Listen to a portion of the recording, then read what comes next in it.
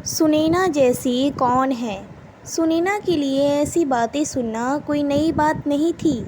इस सुनैना को देख रही हो ना, पूरे घर की जिम्मेदारी संभालती है इसने। और क्या मजाल जो चेहरे पर कभी कोई सिकन भी आ जाए। शिव जी की तरह सारा गरल पी जाती है और हंसती रहती है।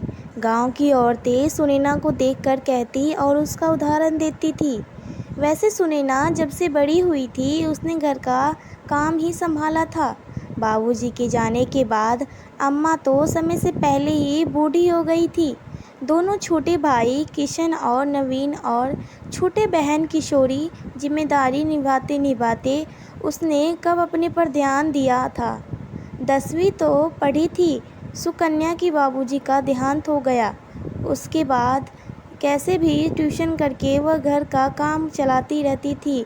प्राइवेट से इंटरमीडिएट की परीक्षा पास की, फिर टीचर ट्रेनिंग करने वही गांव के स्कूल में टीचर लग गई। तब से लेकर आज तक उसकी जिम्मेदारियों से उसका ग्रास कहाँ हुआ था। दोनों छोटे भाइयों का ब्याह कर कर तो उसने अपने पैर पर कुल्हाड़ी ही मार ली थी। और दोनों छोटे भाइयों की पत्नियां कुंती और श्यामा, दोनों लड़कियों ने घर में आकर तो सुनैना को ही घर से बाहर निकालने की ठान ली थी। किशोरी के ब्याह तक वह भी बर्दाश्त करती रही, पर उसने बाद दोनों छोटे भाइयों की पत्नियां जब उसका जीना हराम कर दिया, तब यहाँ तक कि उसकी अम्मा को 2 जून की रोटी भी मिलती मुश्किल हो गई। तब सुनैना ने अपना मुंह खोला, नबीर और बिशना, तुम दोनों अब गांव में कहीं और घर देख लो।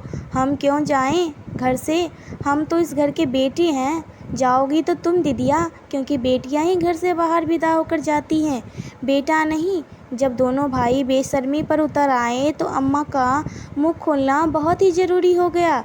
काहे रे बिशनवा, काहे रे नवीनवा, बाबूजी के बाद घर इसी ने चलाया और आज तुम इसी को घर से निकालने की बात कर रहे हो। नवीन तुनक का बोला, हाँ तो सही हो कह रहे हो। बेटी ना विदा होकर जाती है कि बेटा घर छोड़कर जाता है, तनिक बताओ। अम्मा इस पर अम्मा ने ऊंची आवाज़ से कह दिया, हाँ रे बिशना, बेटी विदा होकर जाती है लेकिन ब्याह करके इज्जत के साथ।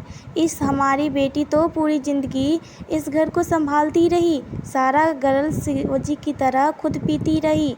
आज मेरी सुनैना बेटी की उम्र हो गई तो तुम लोगों ने उसे ऐसा कह रहे हो। मैं ना सुनूंगी और ना मैं बेटी को अपमान होने दूंगी, कह देती हूँ। जोरदार और दृढ़ आवाज़ सुनकर दोनों बेटी और बहू चुप हो गए। अब अम्मा ने अपना आखिरी फैसला सुनाया, तुम दोनों अगर इस घर में रहना है तो अपने कमरे का किराया देना होगा, नहीं तो यह घर छोड़कर जा सकते हो। मैं आज ही पंचायत के पास जाकर यह पूरा घर सुनैना के नाम कर रही हूँ। इस घर और तमाम खेतों पर उसी का हक है और वही सारी संपत्ति की हकदार है, समझे। अब अगर कोई तू चू चपक करेगा तो मैं उसे अभी घर से निकाल दूंगी। आज यूं लग रहा था कि मानो अम्मा में बाबूजी की आत्मा समा गई थी और जिस तरह से वह दहाड़ कर कह रही थी उसे दोनों बेटी और बहू डर चुप हो गए थे और सुनैना की आंखों में लबालब आंसू भर गए थे। सुनैना की यही तो ख्वाहिश थी कि उसे भी सम्मान मिले, एक समय ऐसा ज़रूर आए जो उसके लिए का उसे फल भी मिले और पूरी दुनिया जाने कि उसने कितना त्याग किया। आज उसकी ख्वाहिश पूरी हो गई थी। सारी ज़िंदगी दुख सहती रहती थी, अपमान और परेशानियों का गरल पीती रहती थी। आज अम्मा ने उसे सम्मान दिलाकर जैसे सारा